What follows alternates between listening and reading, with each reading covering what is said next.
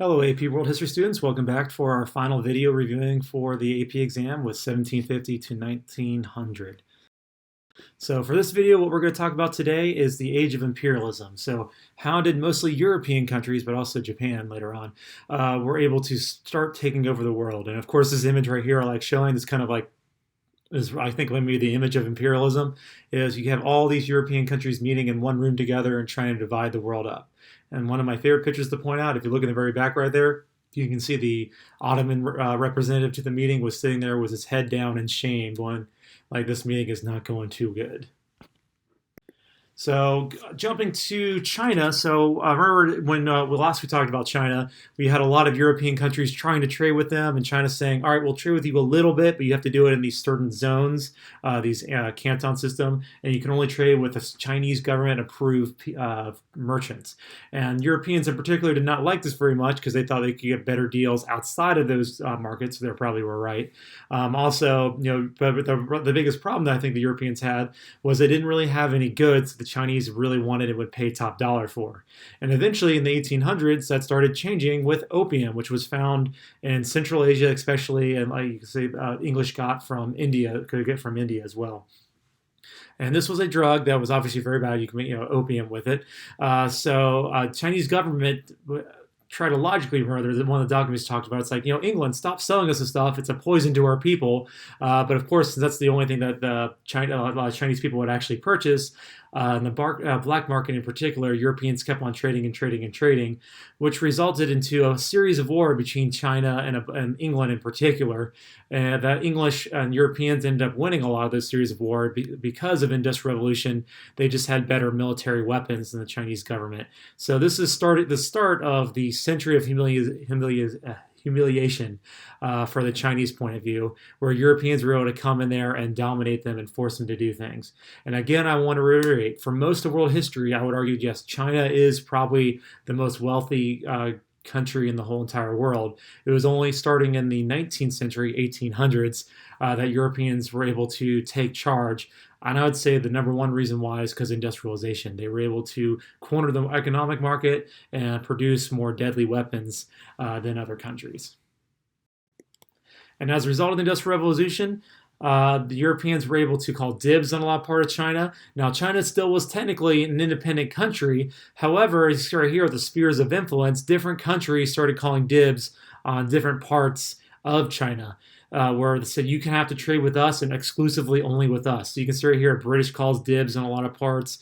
Even Germany starts getting on a little bit. France gets in a little bit on it. You can see even Japan starts trying to get on this imperialism game later on as well.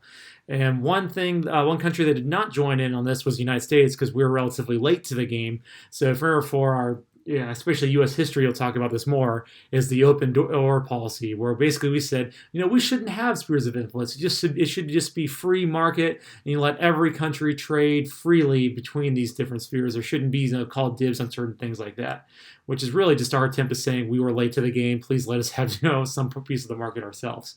And again, from the Chinese perspective, this is pretty humiliating. They didn't really like it very much. And eventually there are rebellions that get it, like the Taiping Rebellion, where they were actually rebelling against their own government because they saw their government as weak. If you go back for continuity, they would argue that the mandate of heaven has been broken and the dynastic cycle has ended, and they need to have a new dynasty that gets formed.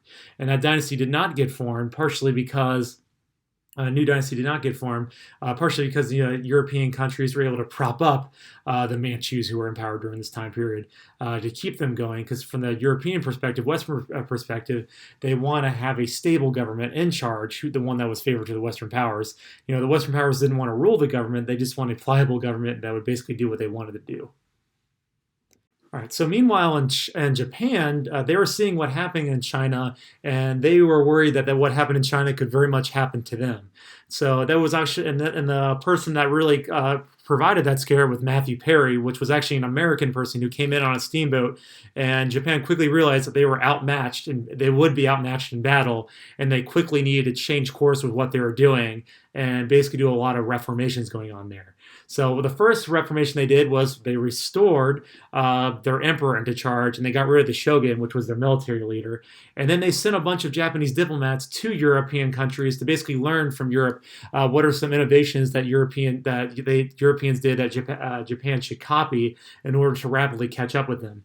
And as a result of that, they did something called state-sponsored industrialization, whereas in the West, you had private companies, Adam Smith and capitalism that kind of drove industrialization. But in Japan, it was the government sponsoring this industrialization because the government recognized that they needed to industrialize quickly in order to keep up with Westerners and to avoid being conquered by Westerners.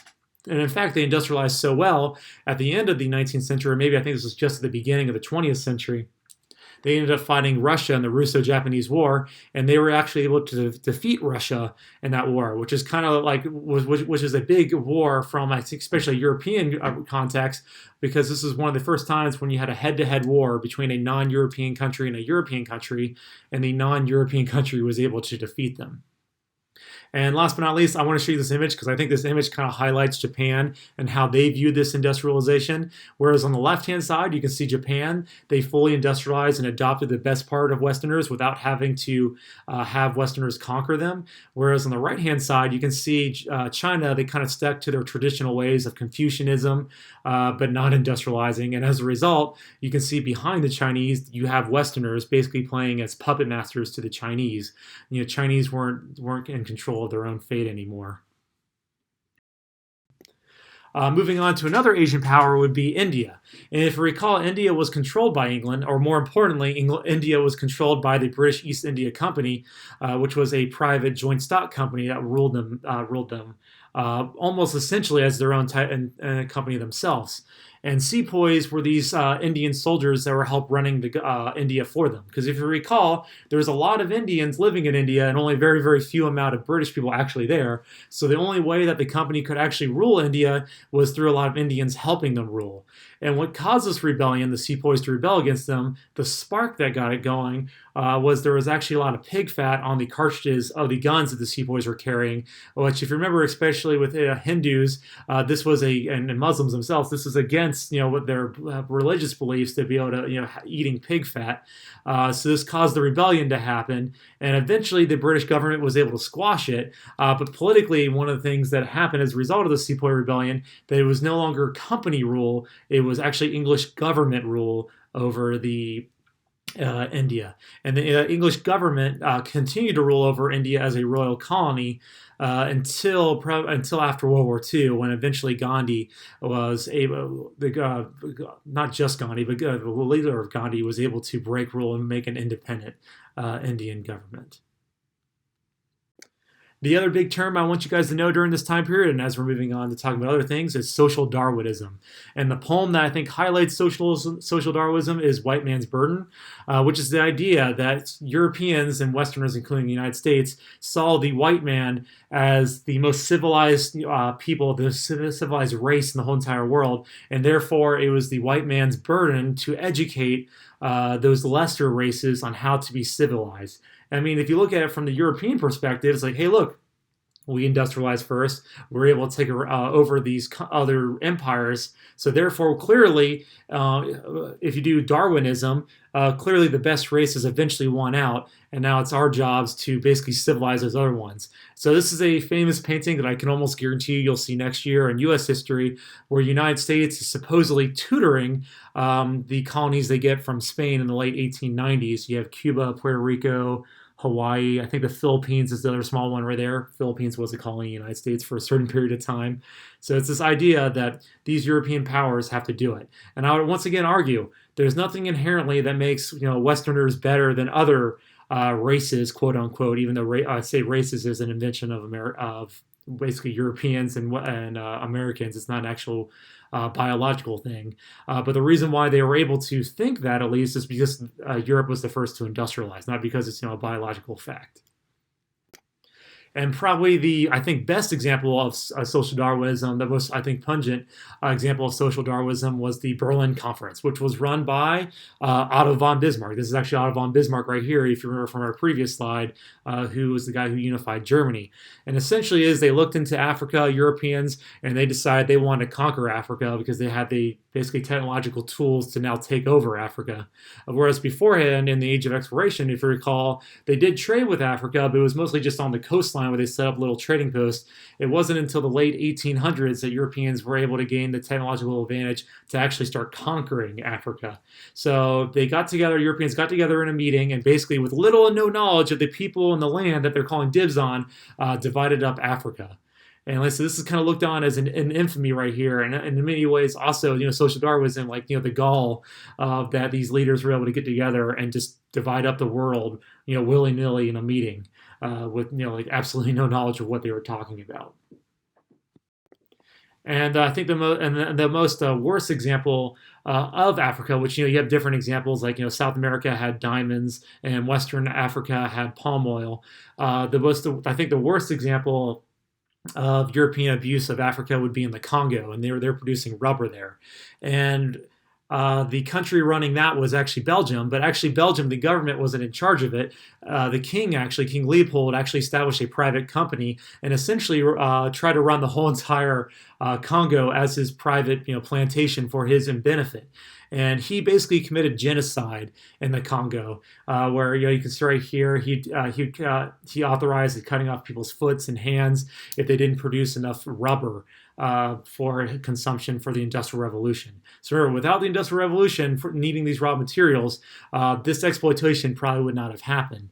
And one thing I'd also point out for the Industrial Revolution, one of the things that caused, that basically shamed King Leopold to give up the Congo and to give it to the Belgian government and not his own personal belonging, was photographs of the horrors of the genocide that happened, that eventually became so horrific looking at these photographs, this one in particular, that it basically shamed all the other European countries to basically say, Leopold, you can't do this anymore, and you need to step back from rule and stop committing this genocide.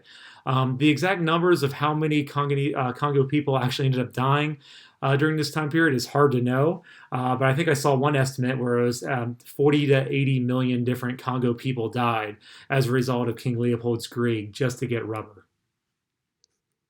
All right, hey guys, that's all I got for you guys for this whole entire unit reviews. Now on Schoology, I did upload a bunch of things that you guys should definitely check out besides these videos. Check out I have a little chart where you can do a bunch of Quizlets and Kahoots and different little YouTube videos you can go to. I have a couple practice documents you can do and practice hippoing. And of course, I have a bunch of practice DBQ essays you can do. And last but not least, if you have any questions or concerns, please feel free to email me and send me reminds. And just keep practicing, and just keep on doing your best. Remember, like I said, I think our previous unit, don't just practice, practice perfectly. All right, take care.